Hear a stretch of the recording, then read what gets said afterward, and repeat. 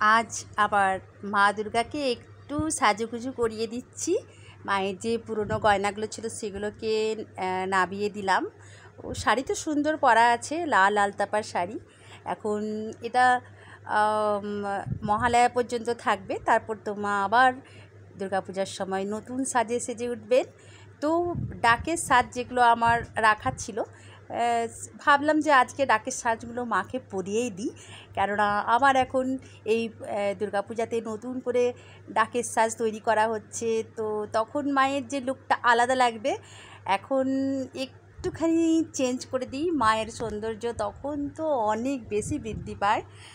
তো এমনিতেও মা খুবই সুন্দরী, তো একটু সাজাতে মন করলো, তো মাকে ভালোভাবে ডাকের সাজটা সেট করে দিলাম। আর মায়ের যে মূর্তি আমাদের খুবই ছোট, সেজন্য আমাদের সম্পূর্ণ কাপড়, ডাকের সাজ সব কিছু নিজেরা বাড়িতেই তৈরি করা হয়, যাতে সেই সৌন্দর্য মায়ের মাপ নিয়ে সুন্দরভাবে মা নিজের জিনিস নিজেই করিয়ে নেয়। তো আমাদের সবথেকে বড় ব্যাপার হচ্ছে যে মা আসছে সেই ভাব নেই। মা আছেন, মা থাকবেন, কোনো দিন মা যাবেন না, এই মনের মধ্যে সম্পূর্ণ একটা পূর্ণতা ভাব ভেতরে রয়ে থাকে। অনেক সময় কি হয়, হ্যাঁ, পুজোতে যে 3 দিন 4 দিন হই হুল্লোড়, লোকজন কুটুম্ব সবাই এসে যে হই হুল্লোড় করে, সেটা ফাঁকা হয়ে যায়। সেই জন্য তখন সেই কটা দিন খুবই খারাপ লাগে। কিন্তু আমাদের এটা খারাপ লাগে না যে মা বিদায় হয়ে যাবে, মা আসছে, মা আমাদের তো আছেন। সেই জন্য খুবই মানে মনের মধ্যে একটা আলাদা আনন্দ ভাব। তো মাকে ডাকের সাজ একটু যতটা সম্ভব ভালোভাবে সাজাবার চেষ্টা করছি, কিন্তু কানেরগুলো ঠিক সেট হচ্ছে না। এটা মনে হচ্ছে খুলে গেছে পেছন দিকে হুকগুলো। তো তাও চেষ্টা করলাম যাতে ভালোভাবে হয়, তোমার পরে একটুখানি সেট করে দেবো।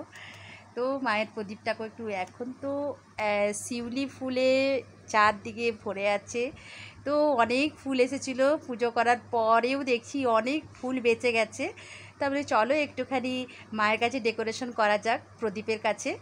তো দোপাটি, শিউলি ফুল এগুলো তো মালা গাঁথা খুবই কঠিন হয়ে যায়। তো আমি বললাম সাজিয়ে দিই মায়ের কাছে, আর মায়ের জবা আর অপরাজিতা দিয়ে মায়ের মালাটা গেঁথে নিয়েছিলাম আগেই। তো ভালোভাবে সুন্দরভাবে সাজিয়ে দিলাম, যাতে মা যখন দেখবেন তখন বলবে বাহ, বেশ ভালোই লাগছে, খারাপ কিছু সাজানোটা খারাপ কিছু হয়নি। তো এই যে মায়ের ভালো লাগা, আমাদের ভালো লাগাই হচ্ছে মায়ের ভালো লাগা।